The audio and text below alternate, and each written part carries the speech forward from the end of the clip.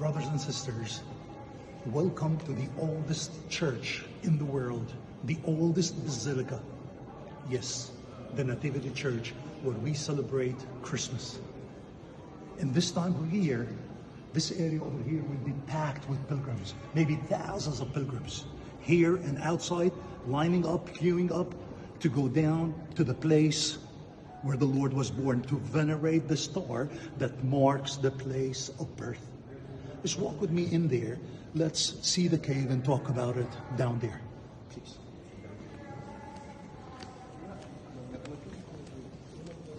Of course, as you see today, unfortunately, the place is empty because of the war. Only locals coming from different parts of the country to venerate the place and see the place, and that's it. Otherwise, it's completely empty, as you can see.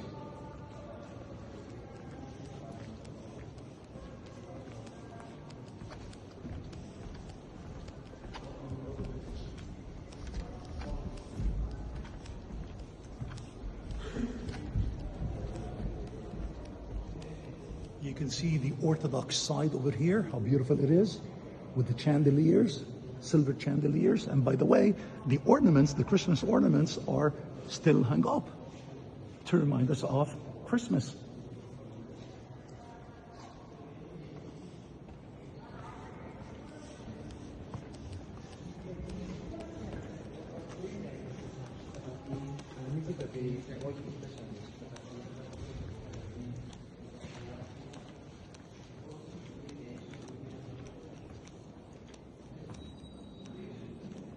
Now we'll be going down the 14 uneven steps that would lead us all the way to the tiny cave where the Lord was born.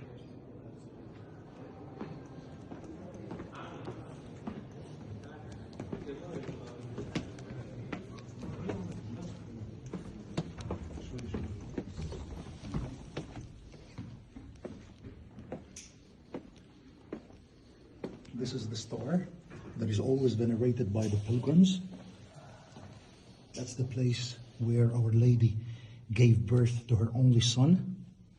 So the people come over here and venerate the place and bless their stuff as well. Then after the Lord's birth, the baby Jesus was laid in the manger down here.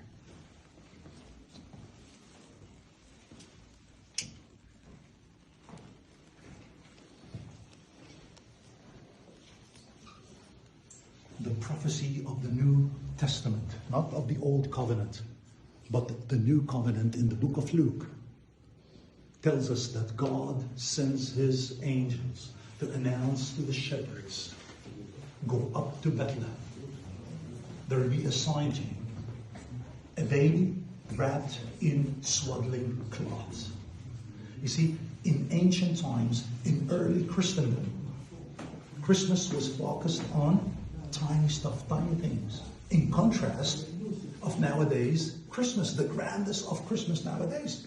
Because in the narrative, look at the narrative of the book of Luke, when it talks about, oh, little town of Bethlehem, the baby Jesus, the cave where he was born, not the stable, but the cave where he was born, the tiny cave, the tiny manger, the small group of shepherds coming up to see the sign, the small group of magi coming over here, of course, having with them the most important gifts ever. So these tiny stuff played a very important role in human history. Because let me tell you something very important. Great stuff, great things come in small packages. And that's why I'm carrying this package with me. Yes, it's a small one, but it carries lots of important stuff. Your petitions that will be venerated exactly at the cave and exactly at the star where he was born. So I carried it all the way from Jerusalem to this place. Of course, I have lots of people calling me and sending messages through media or Facebook and other stuff. So I put all these petitions in here, and here they are. Put exactly at the place where he was born. That's a very important and valuable package.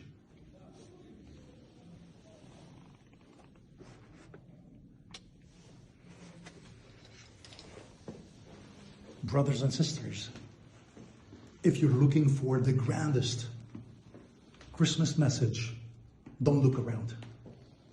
Look for these small, tiny things that are noticeable in the narrative of Scriptures. The invisible became visible. Love. And I always, of course, think about these small, tiny things when the Lord tells us, if you have faith as small as a mustard seed. See, a mustard seed. So I got these 3 candles for you. Trinity. So I'm lighting it for everyone who asked for the prayers and the petitions, and for the locals over here, for the country, and for the whole world, that the love of the Lord may, of course, bring us peace. We want the peace, we need the peace, and the war has to stop, the bloodshed has to stop as well. So wishing you all a Merry Christmas from Bethlehem.